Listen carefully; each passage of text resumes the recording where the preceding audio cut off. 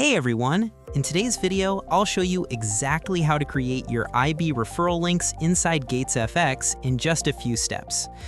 Once you're logged into your GatesFX dashboard, look at the menu on the left side. Scroll all the way down until you see the Partners section.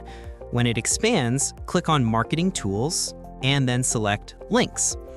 On this page, scroll down until you find the option that says Create New Link. Click it to start setting up your referral link. The first field you'll see is the name of your link. This name is just for your own organization. Usually you name it based on where you plan to share it. For example, I'll name this one Test. Next, you need to choose the landing page. You can select whichever page you want your referrals to land on. For this example, I'll pick the home page. After selecting it, click Continue. Your referral link will be generated instantly. You'll now see your new link listed. Just click the copy button next to it, and you can start sharing it wherever you want. And that's it. That's how you create IB referral links inside GatesFX quickly and easily.